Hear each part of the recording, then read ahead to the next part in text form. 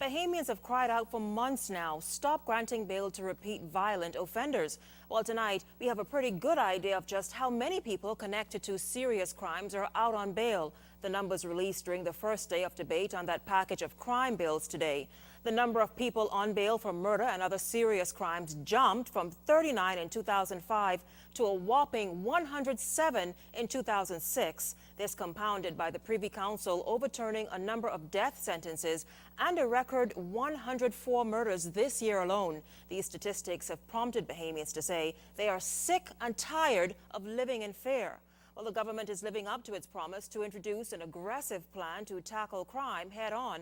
Debate on those crime bills started in the House of Assembly this morning. Ianthea Smith tells us more.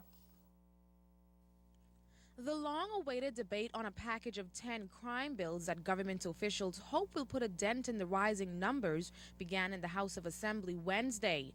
Among them are amendments to the Penal Code, the Bail Act, the Firearms and Dangerous Drugs Act, and the Sexual Offences Act. Education Minister Desmond Bannister led off debate, saying this is a time for serious reflection and serious debate. Addressing the proposed amendments to the Penal Code, which deals with the controversial death penalty issue and life sentences, the Carmichael MP reminded House members of the Maxo Tito case, where the Privy Council overturned the death sentence. Honourable members will see that the bill is a bold attempt to permit our courts to comply with the case law as it currently stands, so that those who commit the worst of the worst murders will be subject to the death penalty. Bannister added that it is the position of the F&M government to enforce the laws on the books, having carried out 5 executions between 1997 and 2000.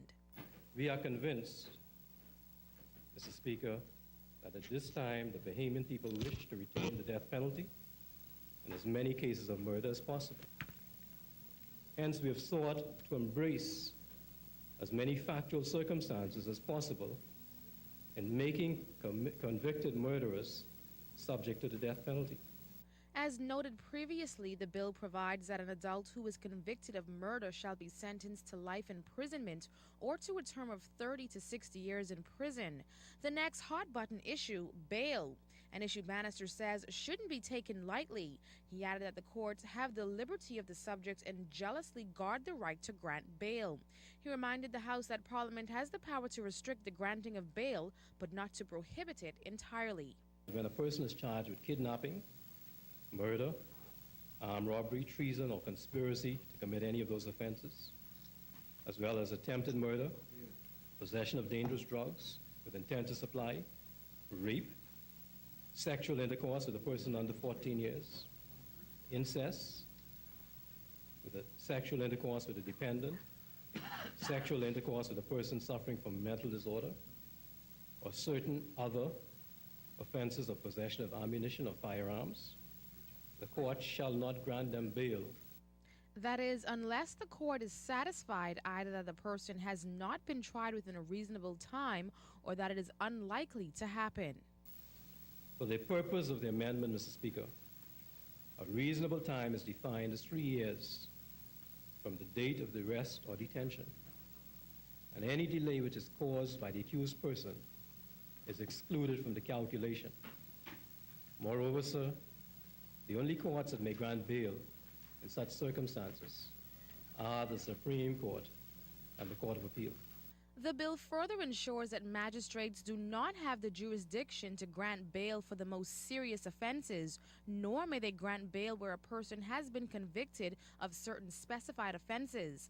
With the growing culture of guns and drugs in the Bahamas, Minister Bannister noted that amendments to the firearms and dangerous drug bills, which seek to, among other things, increase prison sentences for firearms offenses up to 7 years. Amendments are also being proposed to tackle those involved in the importation, dealing and purchase of illegal weapons.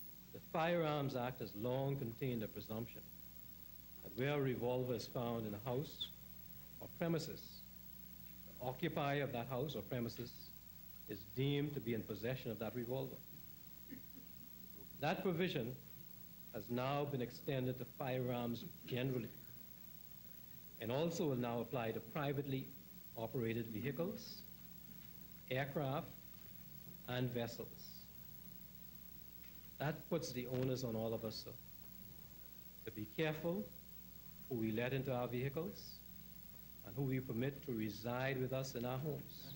Driving home his point with references to the Marco Archer case, Minister Bannister highlighted proposed changes to the Sexual Offences Act.